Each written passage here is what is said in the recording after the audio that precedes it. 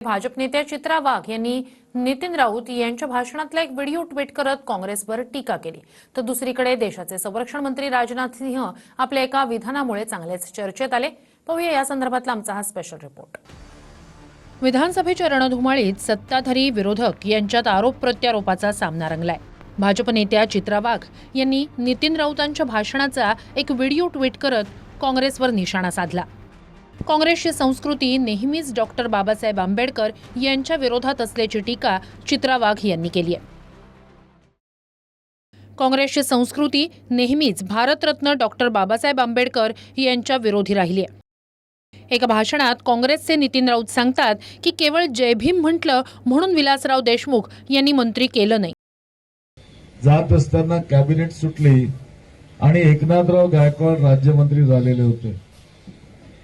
त्यांनी मला रस्त्यात पकडलं आणि माझा हात पकडून मला म्हटलं की नितीन भाऊ, आपण विलासरावजींना भेटायला चाललात म्हणून मी तुम्हाला एक महत्वाची गोष्ट सांगू इच्छितो। म्हटलं बोला। नाही म्हणे चला। एका कोपऱ्यामध्ये ते घेऊन गेले मला आणि ते मला म्हणाले की तुम्ही विलासराव देशमुखांना जे जोरामध्ये जय भीम म्हणताना ते जय भीम म्हणणं सोडून द्या, कारण त्याच्यामुळे तुमचं मंत्रिपद गेलं। अहो नितीनजी, यात नवीन काय? प्रत्यक्ष डॉक्टर बाबासाहेब आंबेडकर यांना या काँग्रेसवाल्यांनी दोनदा निवडणुकीत पाडलं। त्यांच्याकडून कसली अपेक्षा करता? यांचा मूळ चेहरा आरक्षण विरोधी, मुस्लिमांचं तुष्टीकरण करणार आहे। त्यांच्याकडून तुम्हालाच काय, भारतात कुणालाच न्याय मिळणार नाही। पूर्वीपासून हीच आहे काँग्रेसची संस्कृती। दरम्यान चित्रा वाघ यांनी केलेल्या आरोपांना नितीन राऊत यांनी उत्तर देत आरोप फेटाळले।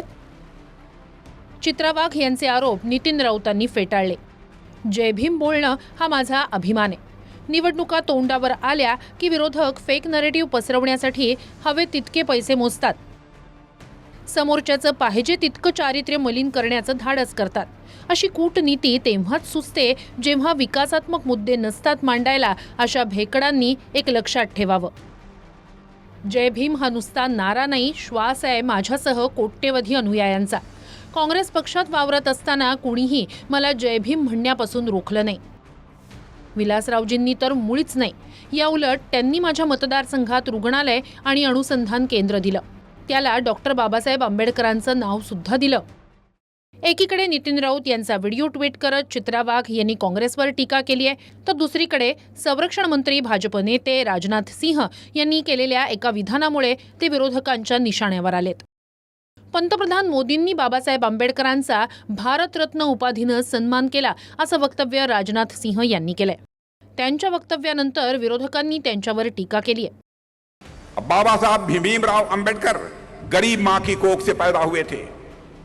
चाहिए था कांग्रेस को कि 52 वर्षों तक आपने हुकूमत की है, बाबा साहब भीमराव अंबेडकर को आप भारत रत्न की उपाधि दे देते, भारत रत्न के सम्मान से नवाजते।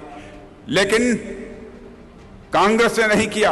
पहली बार जी किसी ने किया है तो हमारे प्रधानमंत्री मोदी जी ने बाबा साहब भीमराव अंबेडकर को भारत रत्न की उपाधि से नवाजा है। राजनाथ सिंह, मला खरं आश्चर्य वाटतं, देशाचे संरक्षण मंत्री त्यांनी सांगितलं की डॉक्टर बाबासाहेब आंबेडकरांना नरेंद्र मोदींनी भारतरत्न दिलं। मला माहित नाही खरं की खोटं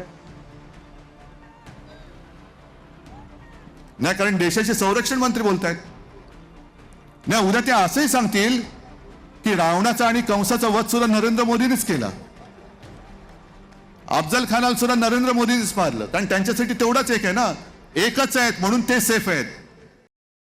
राजनाथ सिंह यांच्या वक्तव्यानुसार पंतप्रधान मोदींनी डॉक्टर आंबेडकरांचा भारतरत्न उपाधीनं सन्मान केला। मात्र व्हीपी सिंग यांच्या सरकारनं 1990 मध्येच डॉक्टर बाबासाहेब आंबेडकरांना मरणोत्तर भारतरत्न दिला होता। डॉक्टर बाबासाहेब आंबेडकरांना भारतरत्न कधी मिळाला? मात्र माजी पंतप्रधान व्हीपी सिंग यांनी 1990 मध्ये बाबासाहेब आंबेडकरांचा भारतरत्न पुरस्कारानं सन्मान केला होता। सामाजिक समतेसाठी केलेल्या संघर्षाची दखल घेत त्यांच्या कार्याला अभिवादन करण्यासाठीच भारतरत्न देण्यात आला। बाबासाहेब आंबेडकर यांच्या मृत्यूनंतर तब्बल 33 वर्षांनी भारतरत्न पुरस्कार देण्यात आला होता। 14 एप्रिल 1990 रोजी भारताचे तत्कालीन राष्ट्रपती आर. व्यंकटरमण यांच्या हस्ते हा पुरस्कार देण्यात आला। बाबासाहेब आंबेडकर यांच्या पत्नी सविता आंबेडकर यांनी भारतरत्न पुरस्कार स्वीकारला होता. मोदींनी डॉक्टर बाबासाहेब आंबेडकरांचा भारतरत्न उपाधीनं सन्मान केला. राजनाथ सिंहांचं हे वक्तव्य सध्या चांगलंच चर्चेत आहे. दरम्यान त्यांच्या याच वक्तव्यानंतर विरोधकांनी मात्र त्यांना चांगलंच धारेवर धरलंय. Bureau report TV9 Marathi.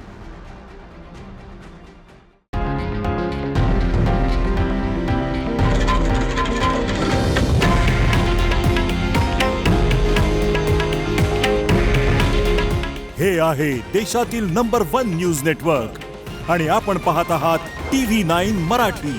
काळजी तुमची, हित महाराष्ट्राचं.